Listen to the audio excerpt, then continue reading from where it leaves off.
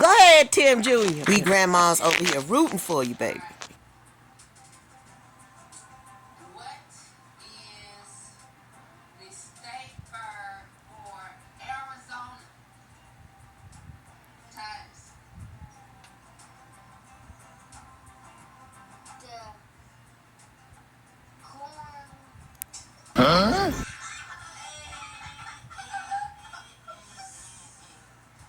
The state bird for Arizona is the cactus wren. The cactus wren. Alright, I'm going back. Everybody, y'all ready to raise your hands? Yeah. What is the state bird of Alabama? Raise your hand. The yellow hammer. The yellow hammer, very good. Okay, raise your hand if you can name both nicknames for Alabama. No.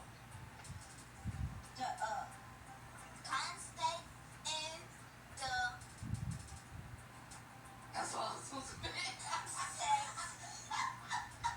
Come on, Mama Maggie. You're not supposed to laugh. Mama, why are you laughing? Alright, raise your hand. Noah helped you out, but you gotta name both nicknames for Alabama. Tim. Cotton State and the Hard Dixie. Cotton State and the Hard Dixie. Very good. Okay. Oh, I felt sorry for Noah. He was trying so hard to get the other part. Describe what the state flag for Alabama looks like. Titus. It has an X on it, and the X is red. Well, remember the color, but the X is what I was going for. It has the X. Okay? It might be white, but I have to check on it. I remember that the X for Alabama? no, not Alabama, the newest state we doing. Arizona? Arizona was red for some reason. Okay. Alright, so we're still asking questions. Alright, so next question. Want to talk about Alaska now? Y'all ready to raise your hands? Yes. Alright. Raise your hand if you can name the state flower for Alaska. Tim. Forgive me not. Forget me nots. Very good. Okay.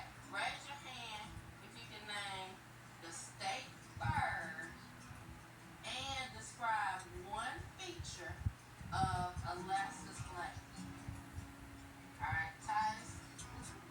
State bird is, let's do flowers. Okay. The flag. One feature now. Just one.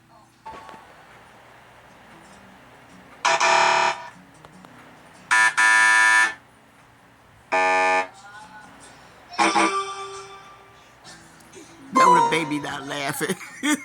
Benjamin's been here before, y'all. Alright,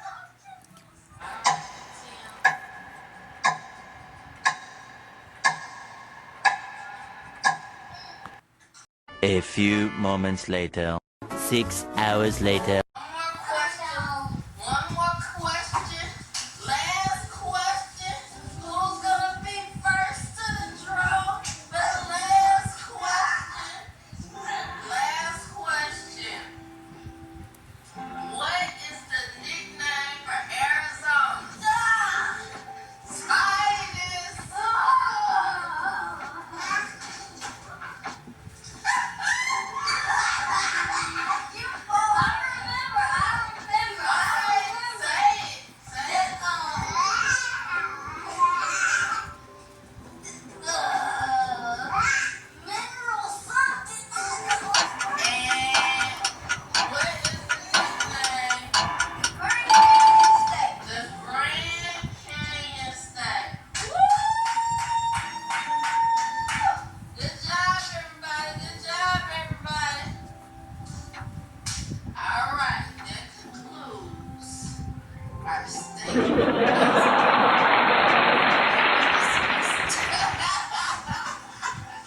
I think Tim might have won the bowl.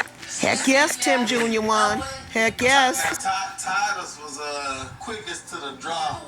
His hand will pop up quick. But he didn't even remember the question. Speak the truth, Megan. Speak the truth, girl. Don't care, I got it, I know.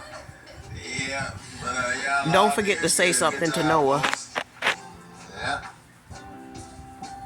So y'all full-fledged into learning about these states. So how many states? We were learning about Arizona, and they get these little sheets where they can trace out the shape, which helps them remember the shape, and then they trace out the United States and the place that state is, and that just kind of locks. I had to cut this off to get to the cooking because I'm scared. Mister in the kitchen cooking.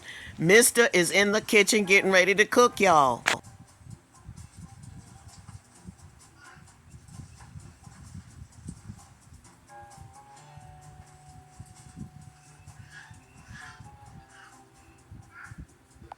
Or the extra version.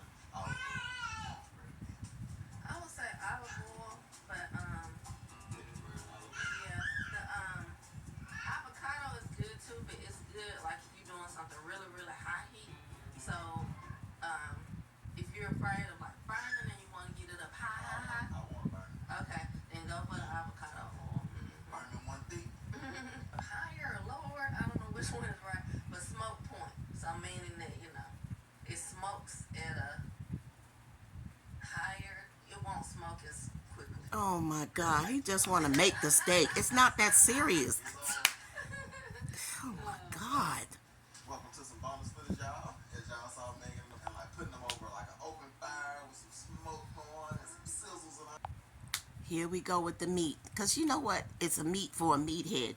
But my thing is, you ordered steaks because you just have to have steaks. And you're not even trying to contribute to the area you live in, which I'm sure that they have grass-fed cows. Okay? Therefore, you can have grass-fed steak, etc., etc., etc. This is so indicative of Tim. He always has to take the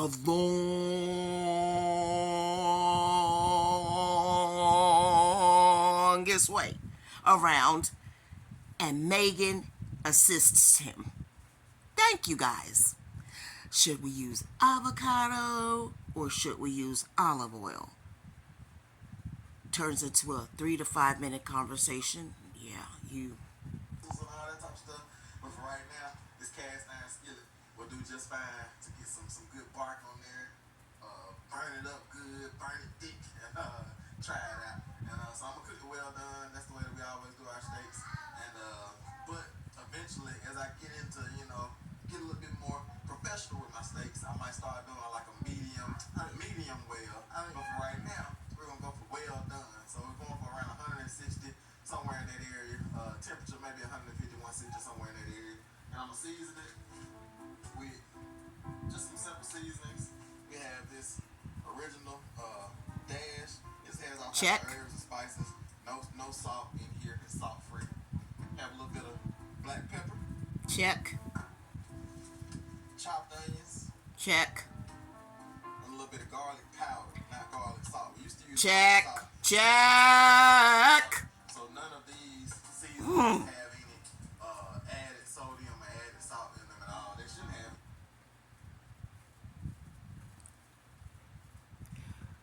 have. Okay, so let me bust this down for you. The pepper, you should always stick to the peppercorn that you have to grind, because that is true authentic pepper. That pepper that comes in the can like that has some kind of it's not just straight pepper. It's like some things are mixed in with it. So if anybody's listening to this, always get peppercorn that you have to grind. Get that kind of pepper for anything you're using that involves using pepper. That pepper in the can has mixed stuff in it. Okay? Particles that you probably don't want to ingest. Continue. Get my skillet real hot. Now this is what I call my hot eye.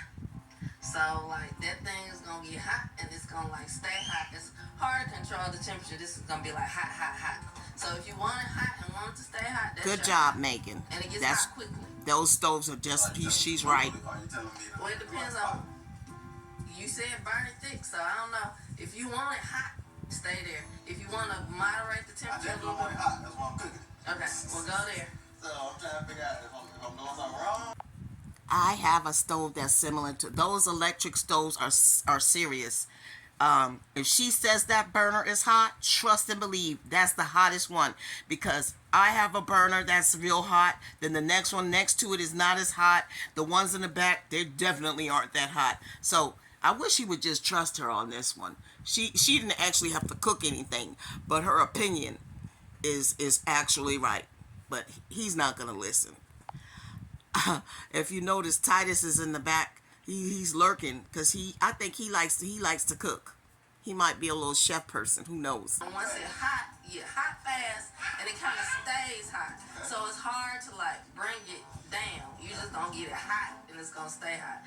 But this one, it gets hot, but not as quickly, and you're able to moderate the temperature more. So I cook here, sometimes, but I have to be careful not to burn it if I cook here.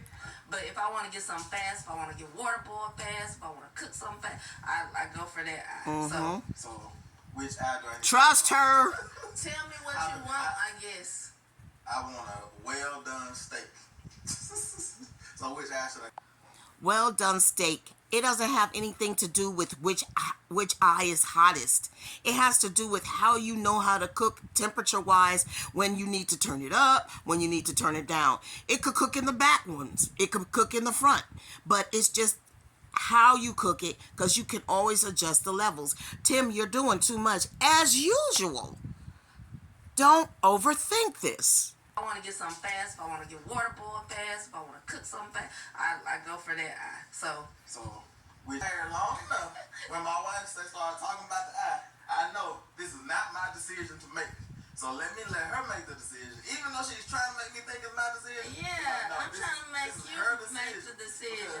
It's really wisdom though, because I haven't been cooking on the stove. Right. So I'm gonna go with someone that's been cooking on it. I'm gonna lean towards their advice. Yeah. So we're gonna move over here to the not so hot eye. Because And another thing, maybe the next steak you use, you should use some real onions, because I'm going to tell you something. Real onions do something to a steak. But you don't have to listen to me. Because, see, you got that nice, delicate, juicy kind of steak, but you got dehydrated onions. You know what? You might want to get some crushed garlic, too, for your next steak. I don't know if you have 10, 15, 20. It's just a suggestion. I'll go for butter, but see, we're trying to cut back on some of the added sodium and butters and all those type of things. They have unsalted butter. it's Avocado supposed oil. to be a healthy oil. Avocado oil and extra virgin olive oil is supposed to be healthier than like your butters, I guess, because of like the type of fat. Y'all gonna be hungry if y'all keep discussing. See, like y'all two are. You should have discussed this before you got on to filming it. But stop making yourselves confused. God dang, it's just steak. And don't pressure yourself. You seem very nervous to cook a piece of meat. And if you talking about searing it and whatnot, you need to get that range hood ready, because that place gonna be foggy smoke and burning, smelling. It's gonna have that effect. The beef had its own fat, somebody put the range its hood on, own please. oil. Look at the skillet. So it seems like we're pretty hot. Yeah. Let me get a little bit hot.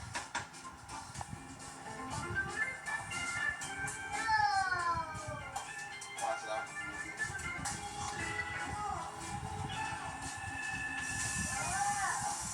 I'm glad he patted that meat off after he took it out the water, because that you can see that skillet.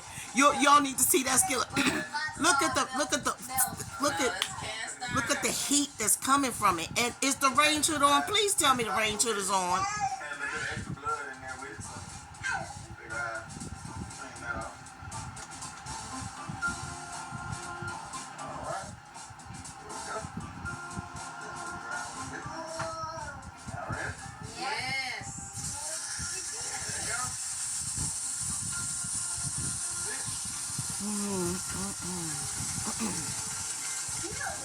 I'm gonna season the top.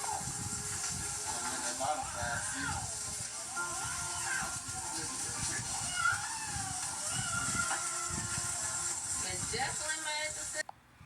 Megan and Tim, what's the deal with you in seasoning?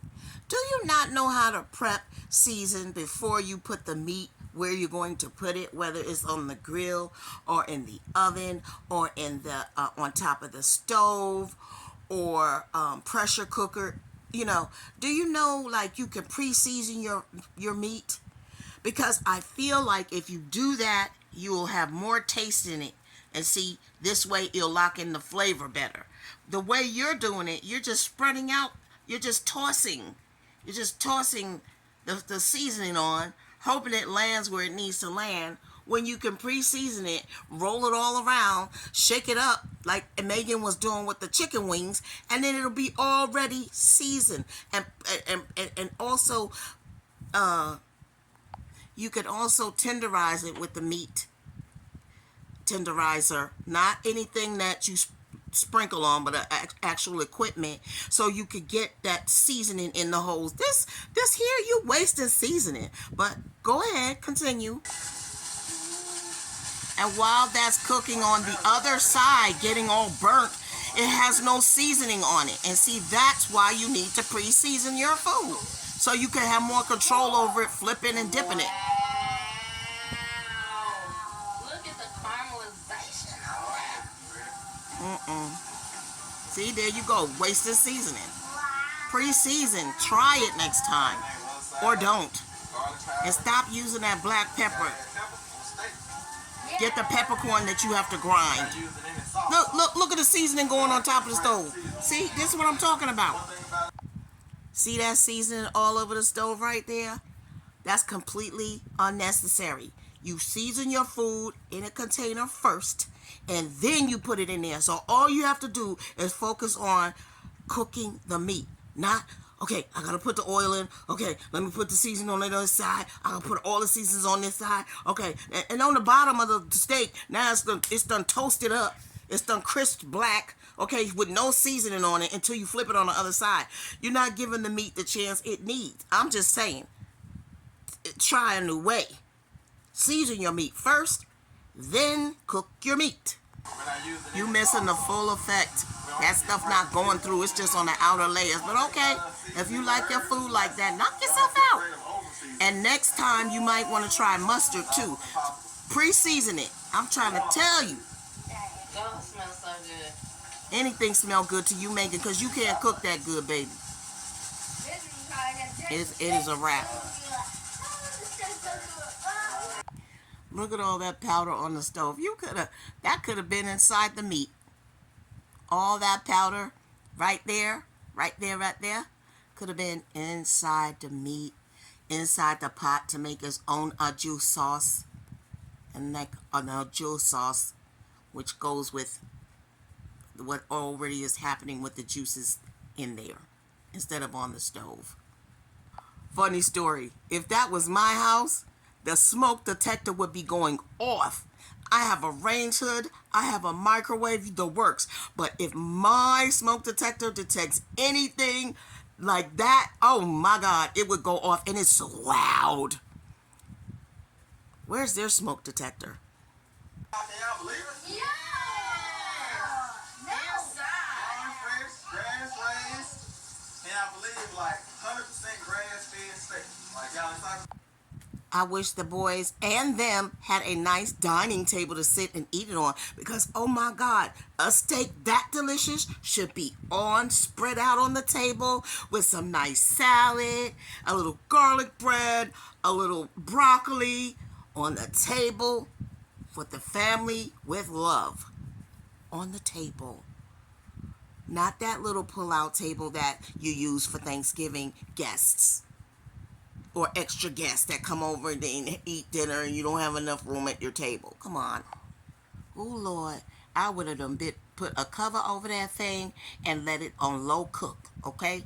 You're sitting up there messing up the stove top, splattering stuff all around, when you could just put a little cover over it and leave a little space so it doesn't keep popping up all over the stove, and put a little teeny bit of water in there so it continues to cook on a lower, and you go sit down. Like, you trying to hurry that up, you know? Like, no, look at the stove. It's got stuff all over it. I'm talking about that powder stuff. I'm surprised Megan didn't say, like, okay, let me put this top over it or something. Like, advise him. You was advising him about the oil. It's a piece of meat. You've cooked meat before, Megan. Like, it's just not that serious. But seriously, he could have covered it over so it could continue to cook. Leaving it all open and splattering like that, it doesn't have a time to seal and lock in because it's just open. But the good thing is, beef always has a good taste. So, kudos. What's the side dishes that's going with this? Not done. I told you should have put a cover over it and let it simmer. Ugh.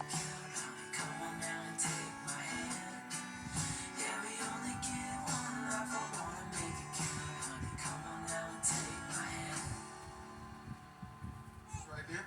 Got a little dipping sauce there. We didn't even have to put any sauce on it. This is all juice. Yep. Alright. Go I for guess it. Titus is first one. I wanna grab it. I think my question is, did any of you all wash your hands? Your father cooked them food, okay? And Megan, you standing there, you should have said, boys, go ahead and wash your hands so they could go ahead and dig in the meat. You know, like, come on. Y'all got to practice better hygiene. Would somebody like to tell me, so is this like the steak is an afternoon snack or something? Or is it like an before dinner appetizer? I'm just trying to figure this out. Because please don't tell me you are going to just eat steak and there's nothing else going to happen for the rest of the day, night. Lord, please. First up, Why? Why? Why is Titus the first up? I don't care if this seems petty. But, like, you need to go in a different order sometime. Noah, Tim Jr., Titus. You always... Titus. Like, that's so not cool. Or how about this? They all get a piece at the same time on a little paper plate instead of you sitting up there pulling favoritism. And look how dirty his hand. Look at his thumbnail, how dirty that is. Y'all just don't care enough about the whole picture. You only focus on a piece of the picture. When you got kids, you got to think. You got to think outside the box, inside the box, around the box, over the box, everything. Look at that nail. Look, that's why you need to wash your hands. You see that? Dirty nails. Okay, it is what it is. That steak is tough. Look. Good. Look. Very good. Come on, Tim. Benjamin got his little bowl. He said, baby, let's go. Is it good, Benjamin? Where's the next It's piece? solid. Now spin it out. All right, here I go. And you gotta, I cooked it myself. I'm not really a pro at cooking steaks, so I have to, give a little bit of wiggle room because I'm a rookie, a novice at cooking steaks. So let me go ahead and taste this. Tim, how did you get a culinary degree and you don't know how to cook steak? What? You have a culinary degree and you don't know how to cook steak? So, was your culinary degree in pastas? Like, is it a specialized culinary degree? Because that doesn't make sense. That's not adding up. And this is not the first time a culinary degree man is talking about his non-cooking skills. Yeah.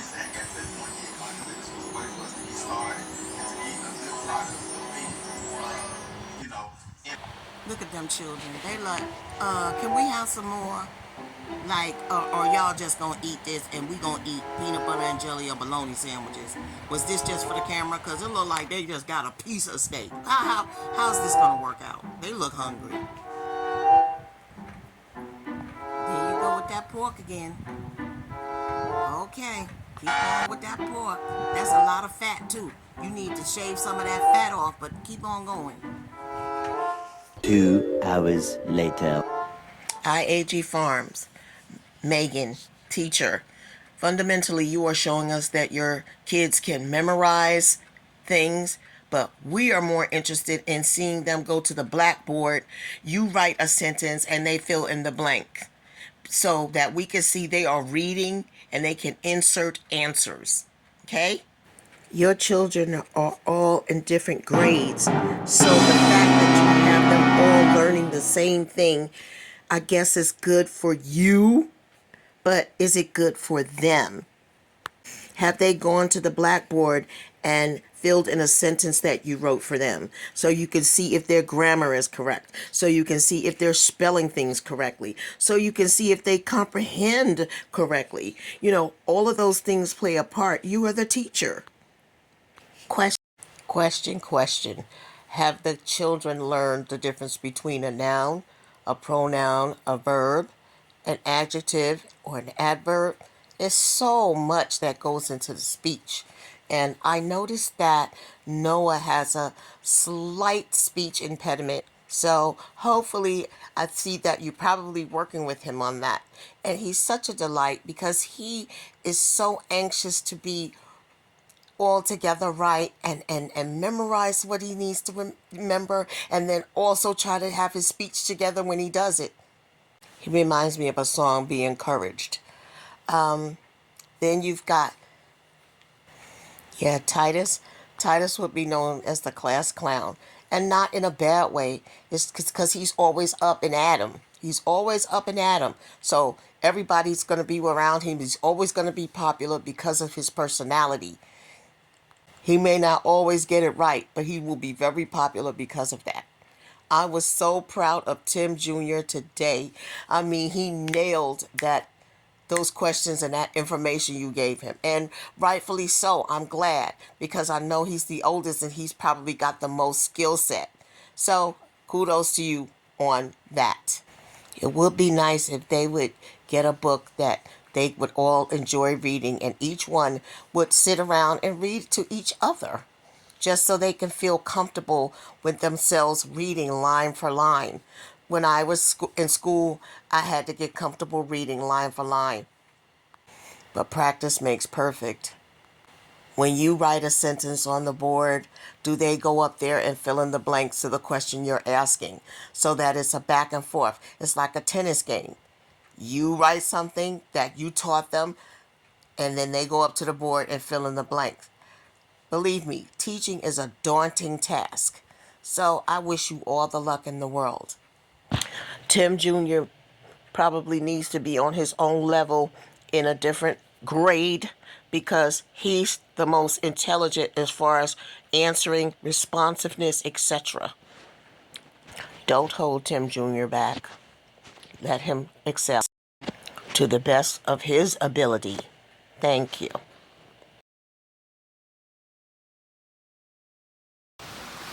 Thank you for stopping by and watching Grandma Game.